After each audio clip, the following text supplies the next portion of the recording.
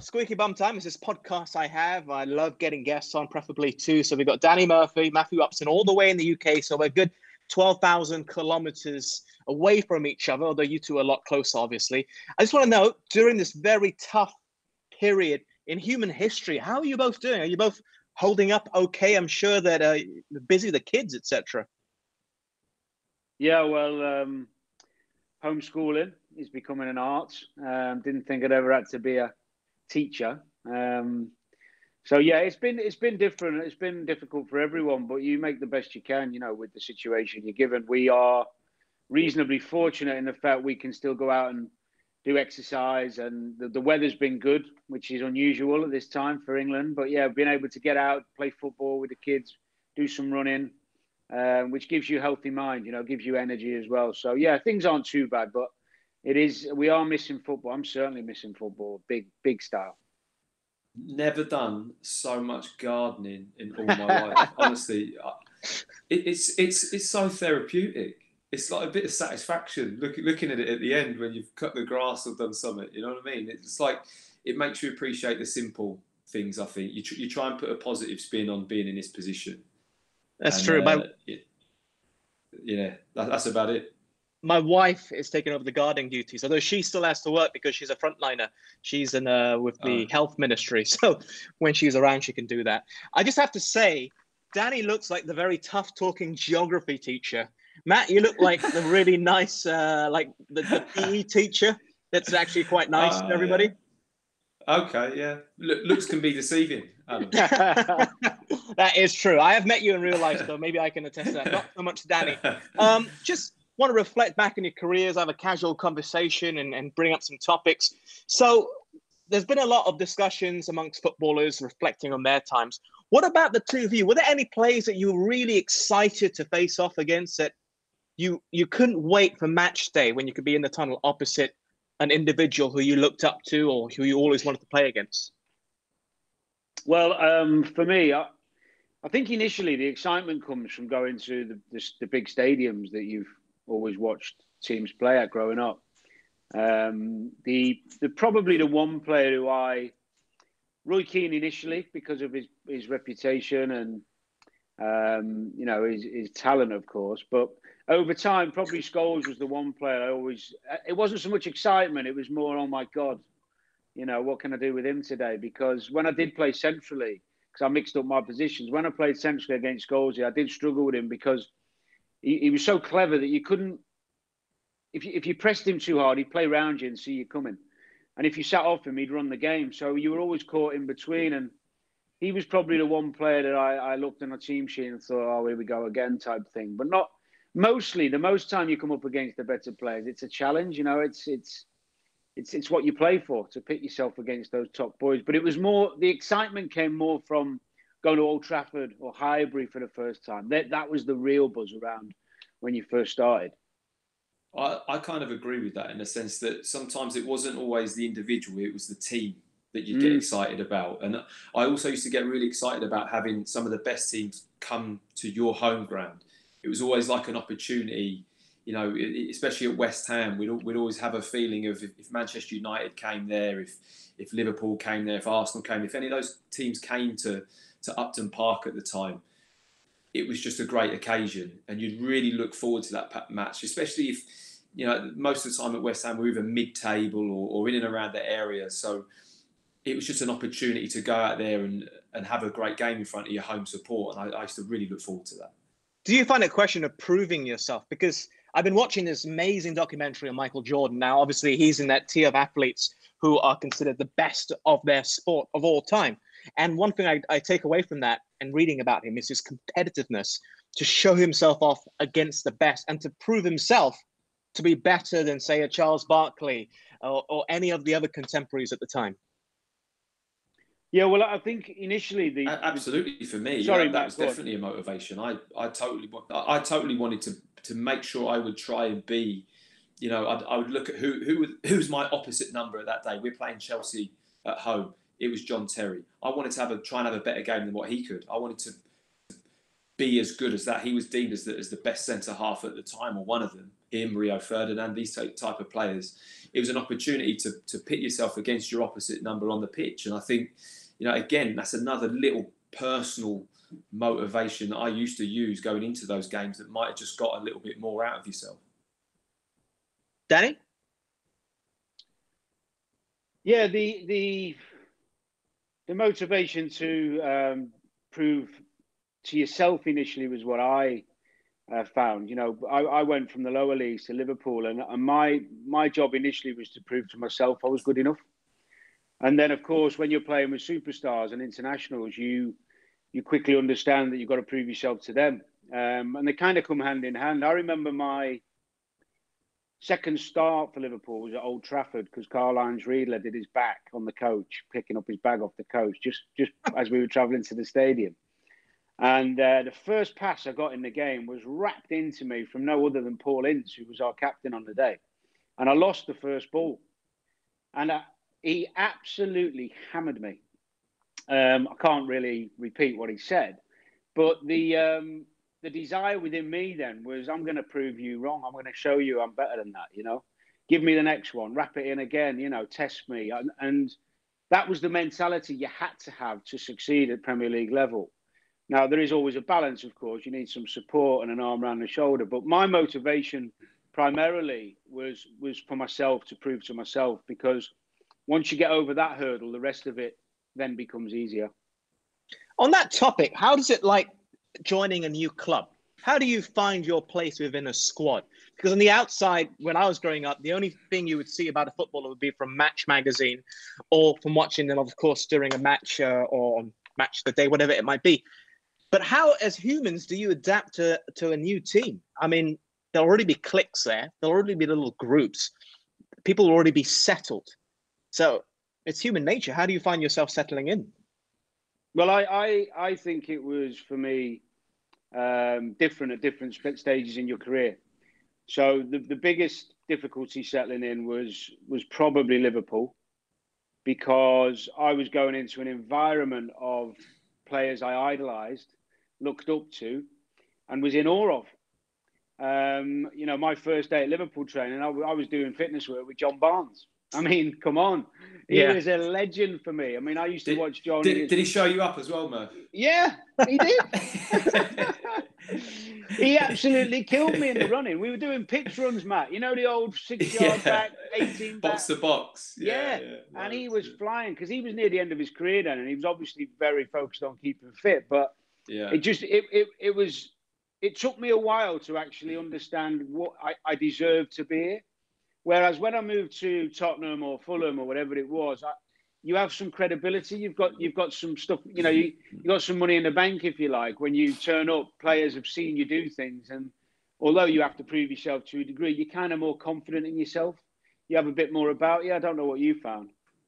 It's the experience, isn't it? You've experienced. I mean, I played for several. Once you've had several clubs and you've made that transition a few times, it's so hard to explain. I used to find things really strange, like putting on a different kit. Yeah, it was the weirdest feeling to be pulling on a different jersey with a different, especially if you ever went on loan and it was so quick to go on loan. You pull that, and all of a sudden you're focusing on a different objective for a different team. Things like that could just really be hard to deal with. But my toughest one was when I went to West Ham. I got injured in the first game. Oh, and there's nothing worse than having quite a big move. The club has spent a bit of money on you. The club was in a relegation position, and it was at Christmas. So big push to the end of the season, and you're not fit to play. Honestly, it was so hard to integrate into the club.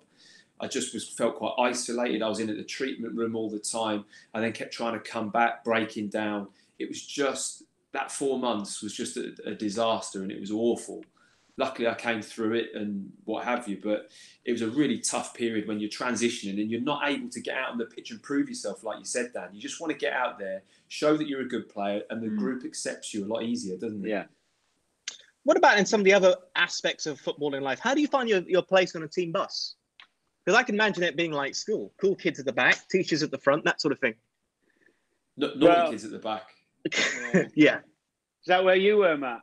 I kind of filtered towards the back. Gradually started in the middle and then ended up near the back. Yeah. Well, my experience again, if I have to relate it to my initial time when I went to Liverpool, because the inferiority complex was huge in that respect.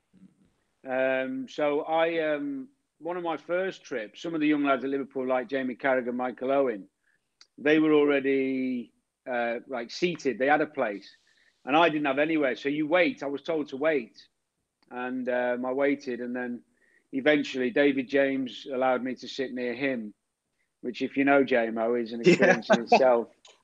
And me, JMO, Steve McManaman, and Robbie Fowler, I was on a table with. But them being more senior players and superstars as well, all I did was go up and down, making tea, getting the fruit, getting the whatever I was told to do. I must have spent 6-8 weeks doing that till I realised that it was like, hold on, you got to stand up for yourself. But yeah, that ego thing, that where do I sit? Do I just walk on? And it's about respect. I mean, I was a young lad at Crewe, and even then, when you're 16, 17 going on the first team bus, you wait till there's a spare seat. You have to know your place. There's nothing worse, Dan, is there? They're getting on a bus for the first time and you sit in like a big player's seat. Yeah. There's nothing worse, is there? Like walking up the aisle, you get a little tap on the shoulder.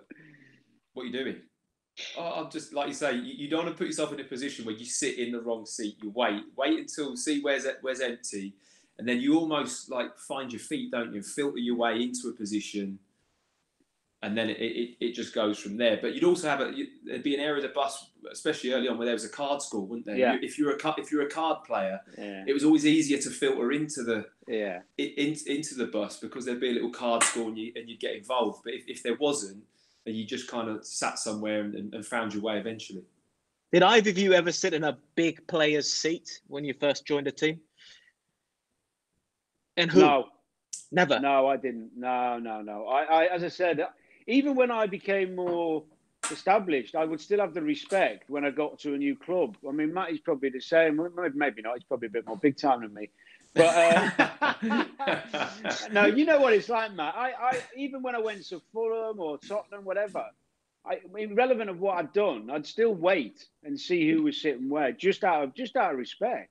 Always do that. And like you say, the only difference was the older you were, you would filter in quicker, wouldn't you? Yeah. And it would just be a smoother, easier process. When you're a young lad and you're turning up, you just keep yourself. I just used to keep myself to myself, at least for the first few days or weeks, and just gradually open up. When you're older, you've just got a bit more confidence, and you don't care as much, do you? You are who you are, and you make your way easy. You've got a reputation that kind of precedes itself to a degree. Did you ever stitch anybody up, a new signing, and tell them where to sit when in actuality that's not where they're supposed to sit? Oh, there's a smirk on Matthew Upton's face right now. No, I've seen it. I've seen it done before. I've definitely seen it done before. I mean, my early days at Arsenal was just hilarious with people like Ray Parlour sitting at the back of the bus. He would just the whole trip would be spent trying to stitch someone up, whether it be the bus driver, anyone. But he would definitely force somebody into like Martin Keown's seat and say, just sit there. That's where you need to sit. And then Martin would walk up the bus and there'd be a bit of a steely glare going on as if hold on, mate. Were you in my seat? Like he would get off on that completely and just find it entertaining. Dan, yourself? You know what? I mean, there was always little stitch-ups going on. I can't remember anybody in particular, really. I mean, if there was in the early days, there was a couple of times I seem to recall one or two. I think little Davy Thompson got back in the first team squad after a bit of a layoff, and he sat in Ince's seat, I think, and Ince just kind of walked up and he didn't even say anything, Ince. He just the finger. Yeah.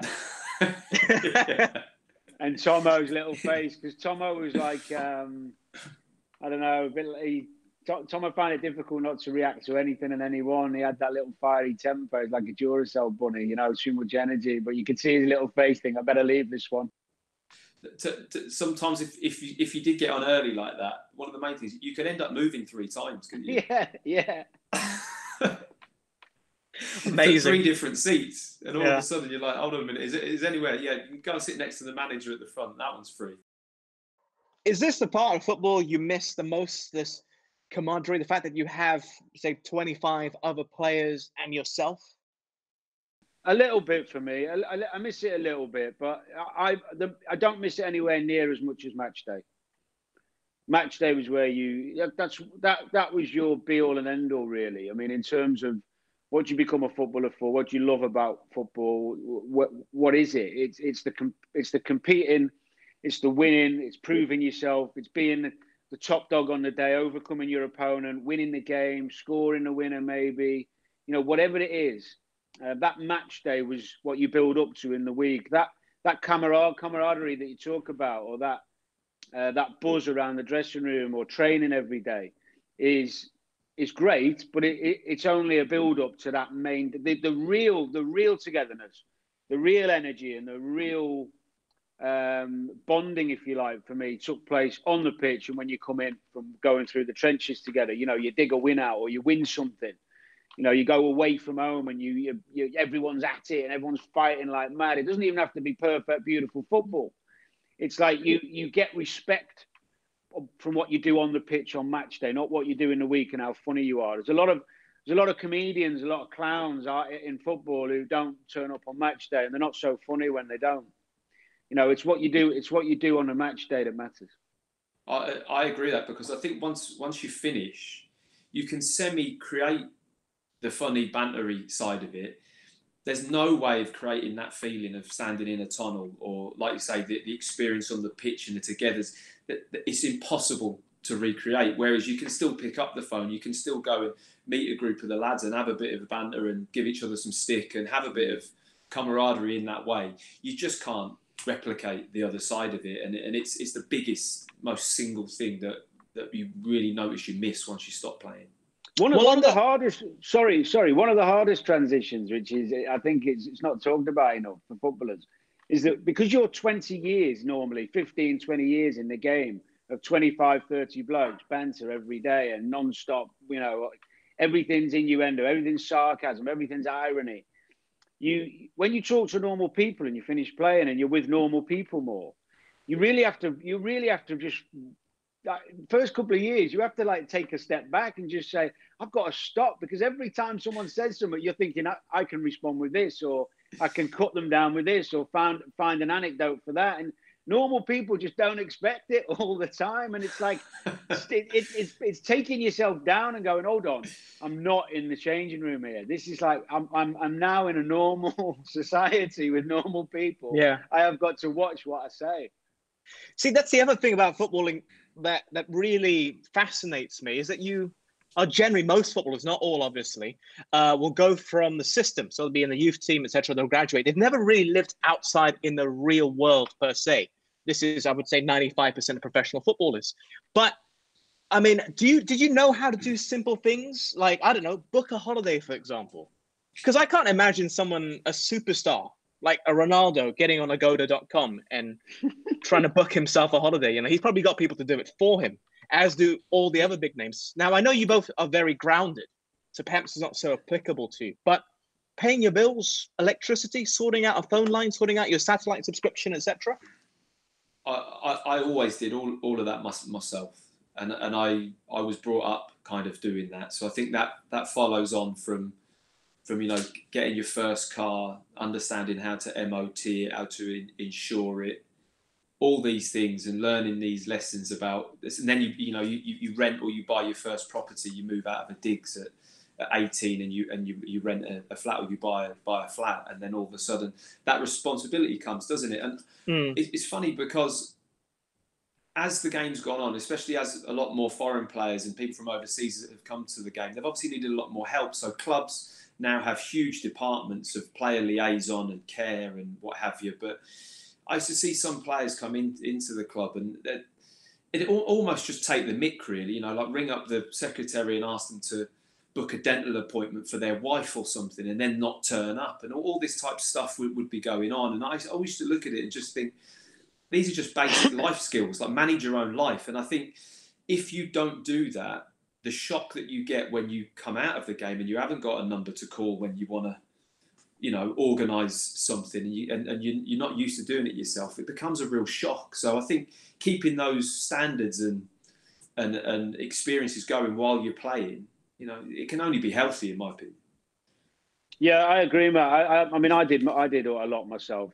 The only time you would as you progress through your career and you get a bit more wise, there are always contacts you can use and pick up the phone through your agency or through other players who know people that might help you with getting I don't know, it could be a certain car that you wanted quicker than going to the local dealer, or so you might get someone to put a phone call in for you, or you want to treat your brother or your mum or your wife to a certain dinner in a certain restaurant in a certain city that you couldn't do unless someone picked up the phone for you. You know, that type of thing can happen. And we've all done that. But I would always book, I'm too OCD not to book my own holiday. I mean, you know, imagine going away and actually having to say, well, hold on, I just wouldn't be able to do that. I couldn't imagine it. But I mean, I've spoken to like a player liaison officer at a club. I know. And some of the stuff they have to mop up, Dan, is just ridiculous. You know, players coming in with like 4 or 5 parking tickets or congestion charge tickets and just dumping them on the desk, like, you know, sort that type of stuff out. I don't think that kind of thing's acceptable. I think there's got to be a certain limit of managing your own life and all these type of things. And I think it's good for players to do that themselves. I think there's also, though, a definite need for, with the foreign influx, as you said, when we were younger, started coming over, the players' liaison officers did help them focus more on the football by dealing with stuff such as, you know, bank accounts and where to live. Schools, you know, schools for children. Yeah, I think there is a place for players to be helped. I mean, the biggest problem from my history in football is the transition of money when money really started going up in the game when we were playing. Players were being taken advantage of. And when majority of players, working class lads who don't have the right contacts to advise them. So all the players would advise you on financial advisors, lawyers, etc., etc. And therefore your decision making in maybe investments, if you like, and things like that was difficult to do yourself when you had no idea of an investment world, because all you've ever done was live in a working class estate where, you know, you go day to day and week to week.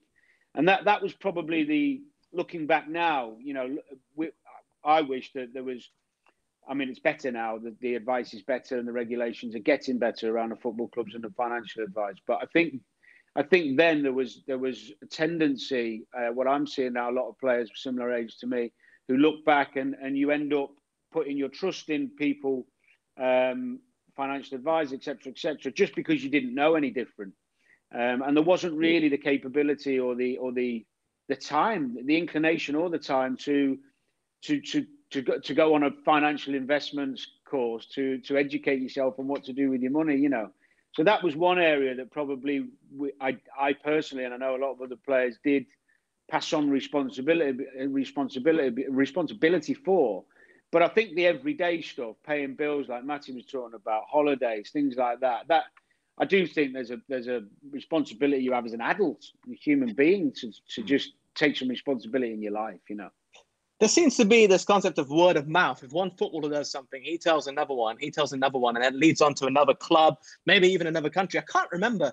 There was one player I did some work with in the UK who said that almost everybody at one point was going to the same guy to get their satellite and internet done at home. And it was for a good price. I don't know if this is applicable to the two of you, but you're smiling as if you've heard about this or something. I haven't heard about that, no. But there would be, in the early days, there was a couple of car companies they stole the market initially. A couple of guys dealing with the cars. This is like when I was probably 20 or 21, and then a couple of jewelers who would go around the clubs who all the lads seem to know. And then, of course, what happens is that market expands over time. But initially, yeah, but no, I think of something as small as satellite and internet. I mean, that's just a localized thing. Yeah. Yeah. Did you ever feel the pressure to live a footballer's lifestyle? There was this preconception, you know, the flashy car, you know, living it up outside of the football pitch, that sort of thing. I think that everyone handles those type of things individually, and I think you do. I use the word the pressure. It's just an environment. I think pressure is a really strong word to feel pressured to live up to any type of lifestyle. I think you're in an environment. You're a young person. You start to earn really good money.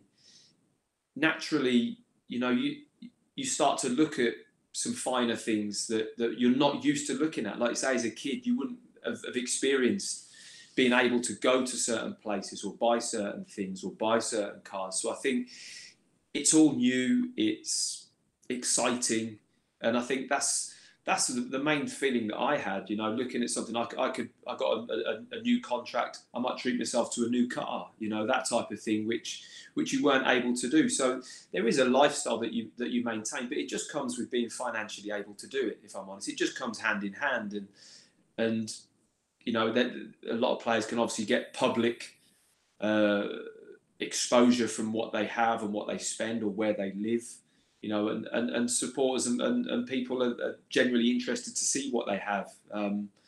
But I just felt that I'd get to stages, and if I wanted to treat myself to something that I ordinarily couldn't have, then I would, and I'd enjoy it. Yeah, I think it was an experience thing. Every lesson you learn in life tends to come from you making a mistake yourself, not someone telling you. So, for example, if you, I was always quite careful on cars. I wasn't that big on flashy cars. I might have a middle of the road 4x4 or whatever. And then one time I was doing quite well, and probably in my late 20s, I decided, you know what, I'm going to treat myself, and I stupidly bought an Aston Martin. Now, I spent 6 months in that car getting stopped non-stop by the police, not being able to park it anywhere without creating a crowd, drawing attention to myself every time I went up the road. And I got rid of it and lost about 30, 40 grand on it. Now, that's a stupid amount of money to lose on a car just to look good for 6. And actually, all it did was bring me grief. And you live and learn, it's whether it be financial or emotional decisions in life, you make your mistakes. On a house, you might overspend or not negotiate very well on the first one or two because you've got the extra money, things like that. And then as time goes by, you just it's all relative. It's all relative, isn't it? And a footballer losing 100 grand in a year because he's made silly decisions compared to maybe someone else losing 5 grand, 10 grand. It's relative to that wage or to that. But you like anybody, you are learning as you go. It's not a football, just because you're a footballer doesn't mean you're going to make the right decisions and have worldly wise, knowledge to make the right decisions on these type of things. Yeah, because sometimes you bring the scrutiny on yourself. I mean, I think of one of the most famous purchases would be Stephen Ireland's pink Range Rover, wasn't it? There's buying something extravagant, and then there's that, which is truly extravagant, which is probably just going to bring more scrutiny on yourself when you're playing on the park on a Saturday. Well, you mean to say that you wouldn't get a pink Range Rover then, Alan? Well, I think green. I can see you rolling around in one of them. I could. It would suit. A gold one rather than a pink one for me, I reckon. That's all my style. Yeah, but you also have to. The main thing, and I think Danny touched on it there. The main thing you have to remember is you're young, and it's a huge thing that factor in this. That we're talking some people at 18, 19, 20, and at that age, if we all reflect and look back to when we were that age, your decision-making process probably wasn't the most measured as what it could be. And you could probably say that about every young person ever. That your decision-making and your understanding of these things as you get older, you now sit in your office at 40 years of age, 41 years of age, and go, oh, that was a funny decision I made when I was 20 to buy that or to do this. And like Dan said, it's learning. And you have to go through that phase sometimes to come out the other end. What's the craziest purchase you've ever seen someone make? Wasn't there that story in Liverpool, like that they had this really old car, and whoever had the worst training session had to take it back and add something to the car? Leeds. Was it Leeds? Sorry, yeah. Was it Robin Reliant, Matt? It's a Robin Reliant, yeah. It's brilliant, isn't it? If you got the yellow jersey on the Friday and the five-a-side, you have to drive it into the match day on the Saturday, yeah. I didn't see stupid extravagance. Dufy at Liverpool used to come in these crazy, like, blinged up tracksuit things and that, which cost a fair few quid for a trackie. But no, I don't think I'm just trying to think. I tell you what, more importantly, what you do find more of, and Matt might concur with this, is that I remember being at Fulham, and I won't name the lad, but he hadn't played a first team game, and he was just starting to do all right, and he turned up one day and he pulled up next to me in the car park. It wasn't brand new, but it was not far off. A year or two old Range Rover. 50, 60 grand's worth at least, probably maybe 45 second hand. And I'm thinking to myself, you can't be earning more than a couple of grand a week. And irrelevant of that anyway, what are you saying? Where's your mind at to think you're there to do that? Where's the support around? Where is somebody who's keeping you grounded? You're just flying away with this notion you're now in the first team squad. You got a little bit of money in the bank and you've probably gone and financed a big Range Rover and paid God knows what in insurance. And you're like, that's extravagant, but silly as well. But don't you think, like you say, looking back to those times, and that's when you were a bit more of a senior player, Danny. But when you were that age, and you would have pulled into the car park in that, and I can refer to this as well, that the senior players or the manager probably would have crucified you. Some managers, I know Sir Alex Ferguson used to look at young players and warn them against that, or if they did do that, he would ask them or force them to get rid of it, to sell the car, because it was just, you're not there yet. And I think for some people, it can give a message that they've cracked it. If they bought something nice, that it's an automatic feeling to step off it and relax. And I think luxury items can have a negative impact on people's mentality if they view it in that way. Well, that's a bigger debate, isn't it? Because what we're actually talking about is the mentality of certain players against others, depending on your mindset, your family and stuff like that. Because just quickly, I mean, when I first went to Liverpool, I remember it very well because I had a red Seat Ibiza that I paid £4,000 for. Nice motor. And let me tell you. Sounds it. And it was, I loved it, honestly. It was tidy. Anyway, about 3 or 4 months in, I'm thinking I'm not buying a new car because the last thing I want to do is get called flash. I'd gone from about 300 quid a week, 250, 300 quid a week at Crewe, and I was about 3.5 grand a week at Liverpool, I think it was. But I was still driving the Seat because in my mind I was thinking the last thing you want to do is turn up here in a flash car. Now, this wasn't me being clever, or it's just who I was. Maybe how I'd been brought, I don't know. And Robbie Fowler pulled me one day and said to me, Murph, he said, listen, you can get a new car, because that's a disgrace. And I was like, I said, oh, really? I was a bit wary. He said, don't go mad, just get, 15, 20 grand maybe car, something nice with nice alloys or whatever. Just go and get yourself something half decent. But you got to get rid of that. So I went and got myself a nice green Mazda with these big alloys and a CD player for 16 grand. I was buzzing with it. Still sensible. I remember chatting on a show with Glenn Johnson, and I think it was at Portsmouth. He bought a really nice car. I think it was a Range Rover. He was so shy to take it into the training ground because he was still young. He would park a mile away, and then he would start walking. And then one of the other players would actually pick him up, thinking he had no car to drive. But the whole time he just kept it a secret, which I thought was an amazing story as well. Just trying to stay grounded. But it says a lot about him, doesn't it? It says a lot about him. That's the mindset I'm talking about. And that's maybe where the debate comes in. It's probably for another day, regarding too much too soon. I think, you do need a carrot. You do need a carrot. And sometimes you look at young players, even though they say the right things and do the right things, is the internal motivation there to really kick on when you've already got so many luxury items that Matt was talking about? Yeah. Does it dampen the hunger? I think that's a big debate. And it like say, everyone's individual. And I think getting to the top, you have to be able to have nice things, but still keep the same hunger. So you have to have that mentality. Yeah, I guess the culture, particularly at the highest clubs, of washing boots, cleaning stadiums, etc., it's pretty much gone, at least, at the big ones. But I'm afraid I'm out of time. So I'm just going to ask one final question now. Matty, I might have asked this to you already, pitch side, but I'm going to ask it again. The Premier League Hall of Fame is something which is due to be launched. Obviously, it's been delayed. They're all supposed to announce the first 2 names, the inductees. Who would you 2 plump for that? The first 2 to be put into the Hall of Fame of the Premier League. It's a tricky question, I know. Number one is Giggs. Giggs. Why Giggs? Number one. Most decorated player, Premier League history. To play for the amount of time he did at one of the biggest clubs in the world and have the success. And furthermore, probably the most impressive thing about Giggs for me was that when he had that spell, he had one season where he was struggling a little bit. A couple of fans got amazingly on his back. And he completely transformed himself into a central midfielder where he could pass the ball, dictate games, because everyone saw him as this winger.